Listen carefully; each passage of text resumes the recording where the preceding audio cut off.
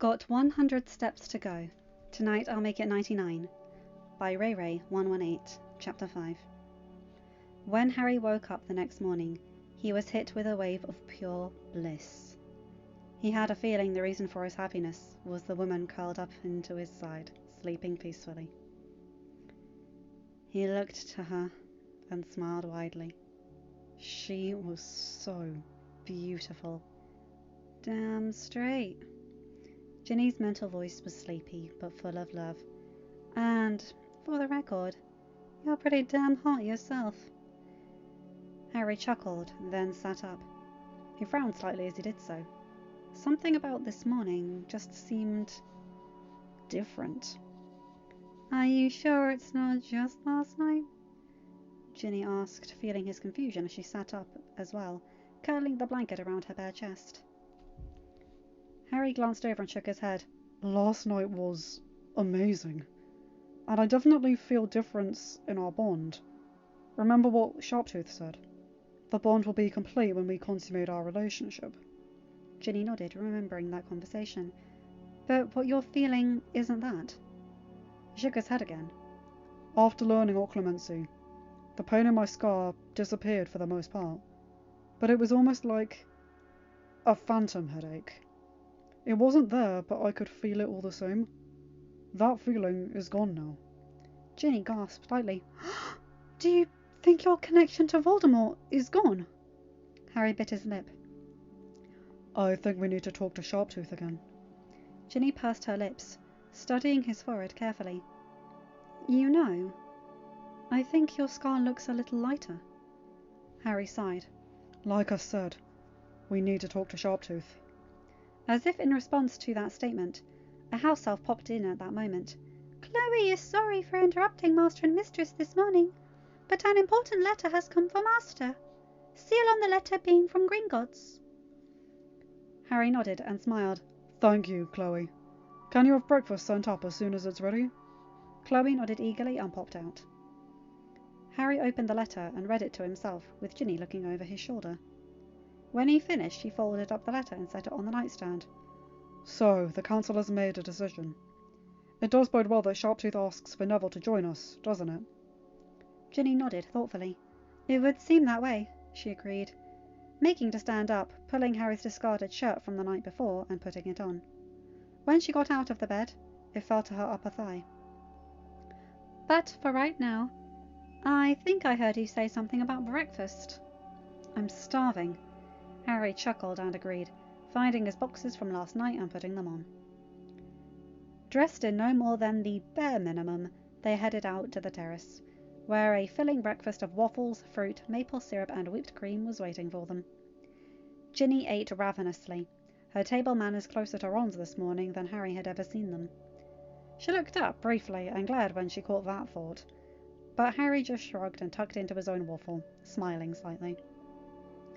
When they finished eating, Harry led Ginny to the huge walk-in closet, where Ginny was amazed to find a large selection of clothes in her size. The other side of the closet held clothes for Harry. She looked over at her husband, trying to decide if she was happy or annoyed at the amount of clothes there. Harry shrugged. I asked the house elves to make sure the manor was stocked. I guess they took that to mean every way. Ginny sighed and picked out a pair of jeans and a pale blue shirt. When Harry was dressed as well, they left the master bedroom, and Harry took Ginny on a tour of the manor. Though he told her about it before, she had never been there, and Harry wanted to show her around her future home. They toured the third floor first, since that's where their bedroom was. This floor held all of the bedrooms for the manor's inhabitants. One floor down were the guest bedrooms, and the floor above them held several offices and spare rooms, a sitting room and an entertainment suite like the one at McGonagall Castle. Harry guessed his mother had set this one up sometime when she had been there before she and his father had moved the family to Godric's Hollow. On the main floor was the library, the dining room, the great hall, used for large parties, several more offices, the sitting room that housed the flue access, and the kitchen. The basement was where 3 potion laboratories were set up, a storeroom for ingredients, a storeroom for fully brewed potions, and a large dueling room. This is amazing! Ginny commented as they looked at the huge collection of books Harry's family had amassed over the years. Harry showed her the index next. It's really great, he grinned. My 3 times great-grandfather set these books. When a book is catalogued and added to the library, it becomes part of this massive index. All you have to do is open this book here. He gestured to the large tome in its place of honour on a large wooden pedestal. And state the subject you're looking for. A list of books on the subject will appear on the page. When you find the one you want, you say the title, and it appears on the table. He gestured to the table next to the pedestal. Wow, Ginny said, amazed at the magic that must have gone into creating that. She knew the library section of his school trunk was similar, but this was a much grander scale. There had to be thousands of books here. Harry nodded, agreeing, and the two left the impressive room, heading outside next. The grounds were just as wonderful, boasting 3 greenhouses, a large yard, a terrace surrounded by a floral garden, a vegetable garden next to that, and beyond the greenhouses, a Quidditch pitch. A small shed near the edge of the pitch housed enough brooms for 2 whole teams. Harry opened the door to the broom shed, and then had to sigh as he shook his head. Inside were 14 Nimbus 2001s. Ginny peered over his shoulder and smirked. Another thing that the House Elves took to heart when you said to make sure everything was stocked? Harry groaned. I really didn't mean all of this, he protested. I just meant, make sure there was enough food for dinner and breakfast. Ginny laughed, pulling him back to the house. They wanted to make sure their master's wishes were fulfilled. And they're getting ready for the next generation of Potters to move in. Harry looked at her sharply, but Ginny just shrugged. Well, it's going to happen soon, isn't it? I'm 17 next year, and soon as I'm of age in the wizarding world, I want everyone to know that you're mine. Harry smiled and pulled her to his side, placing a kiss on top of her head. I'm always yours, as long as you're mine. Ginny nodded decisively, and the two headed to the flue. It was almost lunchtime, and while they knew that Molly and Arthur had given their permission, the two must be getting worried by now. So Ginny should probably get back to the Burrow. When Ginny arrived, Molly looked up from her laundry and smiled, relieved. Good morning, dear. Did you and Harry have a good time? Ginny tried not to blush, knowing her mother's question was innocent enough. Yes, Mum. The best. Molly nodded and then furrowed her brows. Where did you get those clothes? Ginny bit her lip, and then sighed, knowing there was no way to get out of answering this question. We were at Potter Manor. Harry asked the house elves to make sure everything was stocked, and they took it a bit far, filling up the closet with clothes for both of us. Molly frowned. She didn't like charity, and she didn't like her children accepting handouts. But she had to stop herself from saying anything, as she remembered that, as Harry's wife, his money was her money. It wasn't charity. It was his duty to ensure that Ginny had everything she could ever want or need. She supposed it was getting easier to think of Ginny as a married woman, probably because her daughter was closer to the age that she would be when she married. But it was still hard to realise that her little girl wasn't her little girl anymore. Realising that Ginny was still waiting for her to go off about accepting handouts, Molly just smiled and nodded. That's nice, dear. It's a very pretty shirt. I believe your brother is outside denoming the yard. Would you mind helping him out? Ginny was surprised to not receive any kind of lecture, but didn't protest, and immediately headed outside. 2 days later, Harry, Ginny and Neville met in the Leaky Cauldron at promptly past 8. They had an appointment at 9 o'clock at Gringotts, and none of them wanted to be late. Upon their arrival at the bank, they were shown to a private sitting room down a different hallway from where Harry knew Sharptooth's office to be. They waited nervously in the office for roughly 10 minutes, before Sharptooth joined them, joined closely by an older goblin. The unknown goblin gave off a commanding presence, and it was clear that Sharptooth deferred to him. The goblin studied each of them for a few minutes before he spoke. I am Ragnuk, Director of Gringotts, Great Britain. Harry placed a fisted hand over his heart and bowed his head. You honour us, Director, with your presence. Ragnog turned his beady gaze towards the young Lord Potter. His lips curled into something like a smile, though it looked more like a leer. Indeed. His gaze turned back to the group as a whole, but centered mostly on Neville. You are here because the heir to the ancient and noble house of Longbottom has claimed a grieved status. You, Mr. Longbottom, as heir to the ancient and noble house of Longbottom, wish to claim satisfaction from the Lestranges for an unprovoked attack the family Lestrange carried out on the family Longbottom. Neville nodded, and Ragnar's expression became even more feral. The council has agreed to honour your request. Manager Sharptooth will take you to the Lestrange vault, where you may choose from a combination of money and artifacts.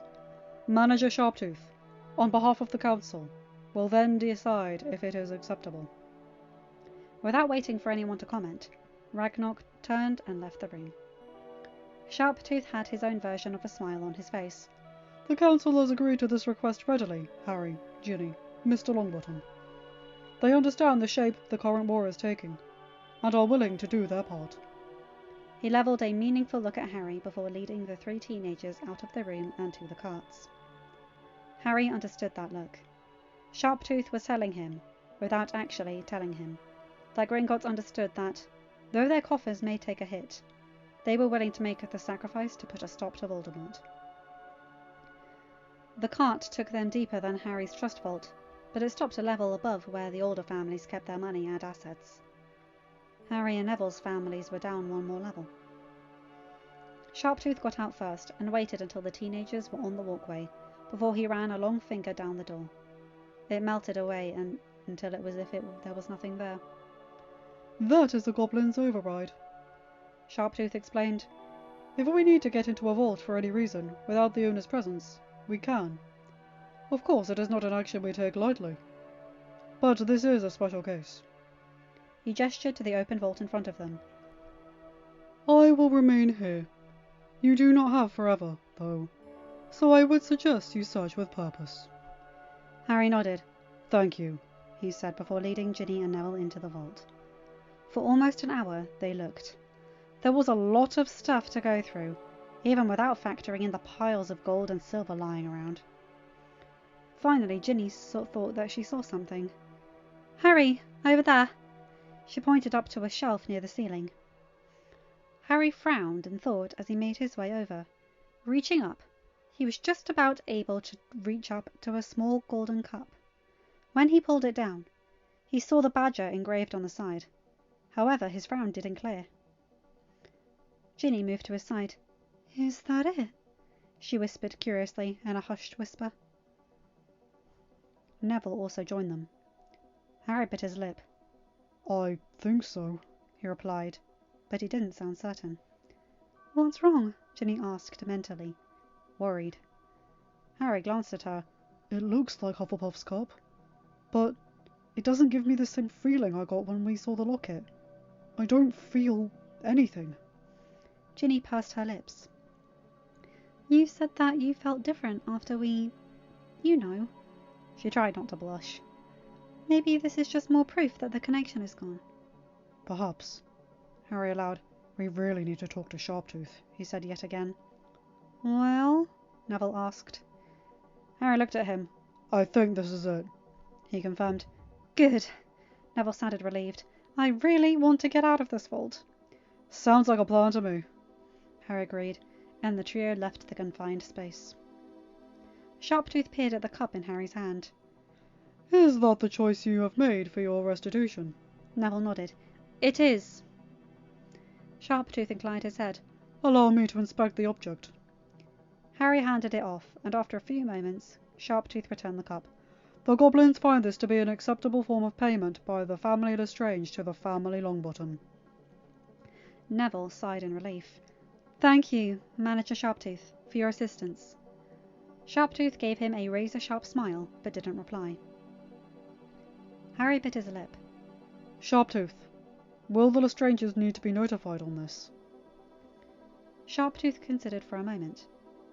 They will need to be informed that the claim has been made, but it will not be necessary to inform them of what was taken. We are not obligated to share that information. His smile was back, even sharper than before. We are also not obligated to inform them immediately. As long as we do so within the next 12 months, we will not be breaking any goblin-wizard agreements. The trio smiled as well, grateful. Harry took a breath.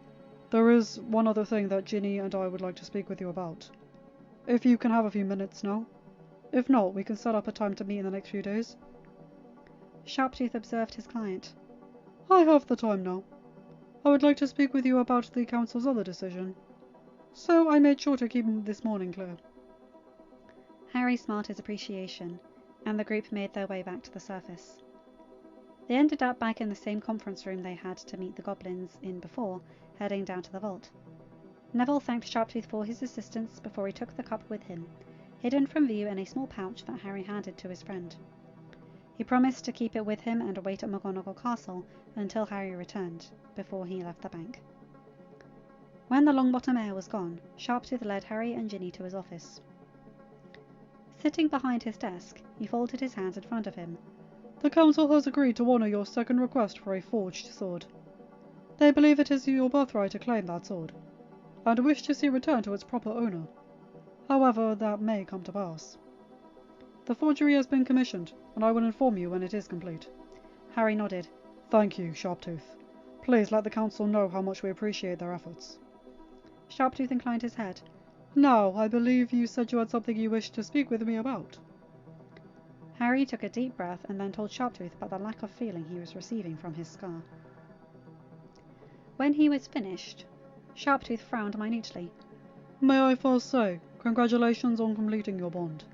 I can sense that it has grown exponentially. Harry and Ginny smiled. Thank you, Harry said. Sharptooth nodded, and then turned his attention back to the issue Harry had told him about. As for why you think this connection may be gone, he sighed. You said you felt a pull when you found the last vessel. Harry nodded quickly. It was almost like it was calling out to something in my scar, but I didn't feel that at all with this Horcrux. Sharptooth furrowed his brow. I can think of a few possibilities, but only one makes sense. When you completed your bond, the connection to the Dark Lord got pushed out, I believe would be a simplified way of putting it. He paused and then tilted his head to the side. Harry, do you remember what happened the night your parents were killed? Harry winced and nodded. After the year with the Dementors, his memory had filled in a lot of the gaps he had had about that night. Occlumency only made it clearer. He could now piece together most of what had happened from the moment James had told Lily to take Harry and run. Sharptooth pursed his lips. I know it is a difficult subject, but would you mind providing me with a memory? Harry grit his teeth but nodded, and after receiving permission to use his wand, extracted the memory and placed it in a pensieve that Sharptooth provided. Please excuse me for a moment. I believe I might know what happened, but I need to see it first. With that, Sharptooth disappeared into the pensieve. Harry and Ginny waited patiently until the goblin returned almost 5 minutes later, a thoughtful but immensely pleased expression on his face. Thank you, Harry, for allowing me to see that. I believe my theory has been confirmed by what I witnessed. He gestured to the pensieve and Harry collected the silvery strand. When he was done, Sharptooth nodded decisively. When we last spoke of these vessels, I mentioned that the Dark Lord would most likely have rendered his soul unstable. He had already split it too many times when he came after you and your family, and when the killing curse rebounded, it shattered the remaining part of the soul even further. A logical conclusion would be to deduce that one portion of the soul fled, and the part that had been broken off latched onto the only living being left in the room. Me? Harry whispered, horrified that he hadn't just had a connection with Voldemort for all the last 16 years. He had had an actual piece of the bastard! His gaze sharpened suddenly, horror and fear in his face. Does that mean I have a Horcrux inside me? Ginny reached up and slapped him across the back of the head. Aren't we here discussing this because you wanted to know why you couldn't feel that connection anymore? She asked rhetorically. Wouldn't that mean that the soul piece is gone? Sharptooth nodded, his expression still self-satisfied. I believe so, he confirmed. Harry let out a sigh of relief. I believe that the completion of your soul bond was so much the opposite of the Dark Lord that it forced the soul piece out. Your bond is the manifestation of true love, and all that is good and right within the world. In the end, the withered and broken soul of the Dark Lord could not compete with that. You are completely and 100% Harry. Harry smiled shakily. Thanks. Sorry for freaking out. I just hate the idea that I had a piece of that bastard living in me. Ginny nodded. It's creepy and gross, but it's gone now. And think, that means we are one step closer to finishing him. She paused for a moment and then gasped. Harry! Towards the end of last term, you came back from that conversation with Dumbledore, and you said that something he said made you think he didn't intend for you to survive the war? What if this is the reason why? Harry's eyes narrowed. You're right, he almost growled. It would make sense. Sharptooth frowned. Would you care to elaborate? Harry gave the goblin an abbreviated version of the conversation he and Dumbledore had had a few months earlier, as well as the feeling he had gotten from the old man. It just fits. I grew up unloved and in a horrible home situation, until Hagrid showed up and introduced me to this world. Dumbledore inserted himself as this grandfather type, who would generously allow me to leave my relatives' home as soon as was possible. But I grew up thinking that my life was worth less than everyone else's, and with my introduction to the wizarding world, I would have been loved learning that I wasn't as insignificant as my relatives claimed. I would have done anything to protect my new world. Dumbledore had me raised to be a martyr. He didn't mean for me to survive, because my death would also mean the end of Voldemort. Ginny let out a low hiss, sounding very much like her lioness form. That bastard! Sharptooth nodded in agreement. Indeed. End of chapter. Hi guys, hope you enjoyed that one. Okay. I'm liking this, I really am. I like that Neville didn't actually want to be there, but it helps with the quest, and that they're using this sort of archaic form of justice so that they can get the Horcrux legally. I love that idea. And I like that slightly under the table way Sharptooth saying, we do have to tell them, but we don't have to tell them what, and we don't have to tell them yet. I love that. It's like not quite a loophole, but a time limit, and I appreciate that kind of thing. And I love that they're figuring out the depths of Dumbledore's duplicity, and how they're just like, nope, we're not taking this from Merlin 2.0 anymore. Love that. Anyway, you guys know the drill. Like, comment and subscribe, and hit that bell to get notified for whenever I upload a new video. Have a good day, night, or whatever time zone you're in. Bye my guys, gals and non-binary pals. I'll see you in another video. Take care, okay? Bye!